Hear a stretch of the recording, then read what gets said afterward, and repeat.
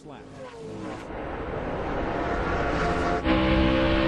Taking a look at the Power Stroke Diesel by International, number 10 of Terry Cook as he moves on the inside. And problems early on. That's Deborah Rinshaw sliding sideways, trying to get a handle on it.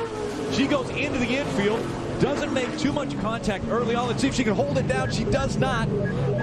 All of the drivers woeing up, as they say, able to stay off of the number 8 of Deborah Rinshaw. Deborah Rinshaw with a great qualifying effort was up front, but just had some problems there. At the tail end of that, Ricky Craven was turned around over there in turn number 4. I'm sure as he got off the throttle, somebody wasn't quite sure that there was a caution flag out. Somebody ran into him, turned him around. There's a good view of it right here. You see Deborah was kind of in the middle of two trucks. You got Johnny Benson, the black 23 on the inside, Matt Crafton, the 88 on the outside. Matt did all he could do to avoid Deborah. It looked like he might have made a little contact. Now watch as Deborah comes up the racetrack. It looks like Brendan Gaughan coming by, and yes, he did make some pretty good contact with the outside wall. The blue truck there, I wasn't sure if that was David. It couldn't have been David Rudeman. It must have been the Spears Manufacturing 75. Yes, I believe it was, and that's a bad place on the spoiler. I mean, you're really going to rely on that spoiler. We've talked about how slick the racetrack is going to be. She was a little bit up off the bottom because she had a truck on her inside. Pretty slick right there. Here we see Brendan go by and does make some contact with the outside wall, but what's surprising is it looks as though Brendan stayed on the racetrack while we have some other trucks on pit road. Matt Crafton's on pit road.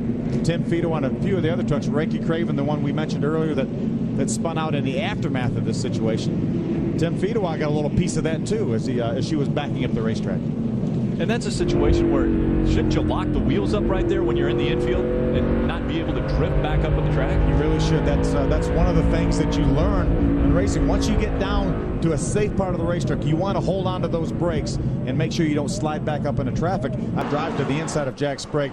That was the fastest fastest truck in practice. Both practice sessions yesterday. Jack Sprague was very, very quick. Had a great qualifying. Oh, got trouble again. That's the 02 of Kelly Sutton and the 9 of Shiggy Hattori. Those two trucks looks like they're wedged into the wall right now, neither of them moving. Well, they're close enough that they can have a conversation right now. You have driver's window to driver's window. Yeah, they can talk to each other. But, you know, back on Terry Cook, I talked to his guys in the pits earlier today. They had a great run back at Kentucky. This racetrack, the setups are very similar. They feel pretty good about tonight. Not the same truck that they had, obviously, in Kentucky. They didn't bring that truck back, but they feel really good about their chances here. Hank and I, there was no driver development programs. There was no gong show. You just had to be very fortunate, be in the right place at the right time, and have somebody see you. Problem right there. Gosh. Yeah, that's the Bailey's 4. Timothy Peters gets into the wall. We saw contact just before Peters got into the wall, so he was helped into the wall and some heavy damage to the front of that number 4. Good heads up move and no problem. Take a look at it. You see the 59 got into the rear corner of the floor, just as you mentioned, Darrell, and it turned him right into the outside wall. Yeah, you know, I'm sure that Robert Presley's in that 59 truck, and he's an experienced driver, and that's a young man in the 4. I'm sure he would have probably thought maybe he thought he was going to do something that he didn't do. It almost looked as though Timothy was possibly moving up too on the racetrack, so maybe all the blame can't be thrown on Robert Presley's shoulders. I think you're probably right. You know, anytime you can take a couple of looks at these things, there's enough blame to go around for everybody. Well, I'm sure there's two guys that'll have two different views. Well, you know what I always say. Let's see what we see here now. It's going to be a good view of it. Yeah. I mean, it's just such slight contact. Yeah. It takes so very little to get one of these trucks out of shape. It was so slight. You see Timothy Peters, he's wondering why on earth did the 59 get into me, and it was just so close there. Timothy Peters was up near the outside wall, but he probably could have been up 6 inches higher, and that would have never happened. You don't reckon, if he starts winding up here, what do y'all think? He looks like he's ready to ask the 59 driver, Robert Presley, how this did happen. He doesn't want to get into the back of the ambulance right now and go to the infield care center. See how much he thinks of that helmet. That's what I was thinking. Looks like he's a left-hander. Oh. Yeah. Use your head, I think, is that's the message. At least he didn't throw the helmet. No, I thought better of that. Looked like he may have a tire down. Problems on John Andretti. Wendy, what's going on?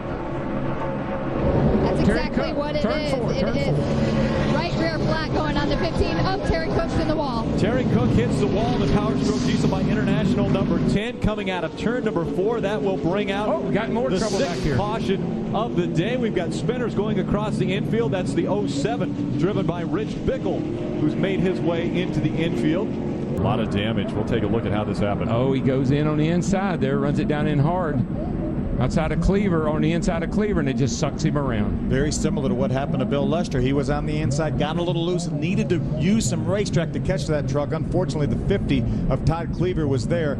Terry never could gather up the truck, and thing ended up overcorrecting and put him in the outside wall. Well, that's what happens, Phil. You go in so hard, then you got to stay off the guy on the outside, and you're cutting a wheel, giving a wheel, and the back end snaps out. That's right. It takes all the air from you, and then you need all that track to save the truck and run out of room.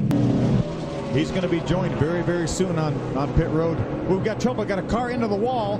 Off turn number 4. Truck into the wall in caution 4. So the caution comes out. That is the 29 of Brad Keselowski. David Rudiman, see him chase the truck uphill when his right front tire went down, as Wendy reported. Look what a close situation it was. Brandon Witt, the 29 of Brad Keselowski, doing a great job avoiding him. He had no control over that truck. He was doing all he could do to try to save that truck. Now we see probably a right front tire go down on the 29 of Brad Keselowski, which brought out the caution flag. A tremendous break for David Rudiman. Really, 2 breaks for David Rudiman. Number 1, the caution, not hitting the wall, and number 2, the caution coming out when he did, and he's able to stay on the lead lap. Hey, that was heads up for both David and his team. They really were quick on that, so good call by them. So pit strategy working out for David Rudiman for the Toyota Tundra 200.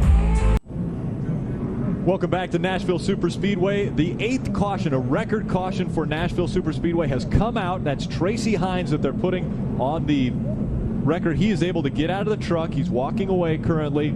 This is what took place, and there's going to be another truck that got involved in this, so pay close attention. I think obviously something happened. Tracy Hines either blew an engine, dropped something on the racetrack, because keep watching it. What's going to happen here? You're not going to believe it. Remember, when we went away, Mike Skinner was the leader. David Rudiman was second. What you didn't see right there, watch this now. Here goes our leader, Mike Skinner, down in turn number 3. Watch him just go absolutely straight. He gets his right side tires in the oil. Look at the 17 of David Rudiman, gets sideways. Keep watching Mike Skinner. Makes contact with the outside wall. We can tell when the truck comes by us, he definitely has some damage to the right side. Right on board.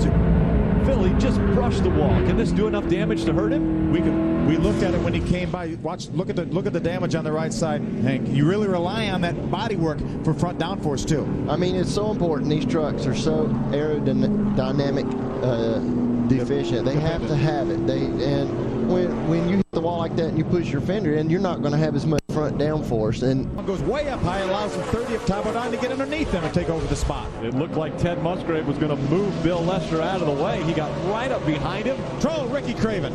We got problems in turn 4, Ricky Craven. A lot of damage to the left front and the rear of that truck. That's another guy that's just had some terrible luck. I mean, there's nothing that, just like this right here, a victim of a circumstance. The guy's got too wide underneath him, and man, you hate to see that. When you don't need it to happen, when it always happens. Got caught on the outside, as you mentioned, of a 3-wide battle, and unfortunately was up on the loose stuff, got in the marbles, and had absolutely no control over the truck. But what a big break for Mike Skinner. It buys him a little more time, allows these trucks to circulate under the caution flag, and every lap that they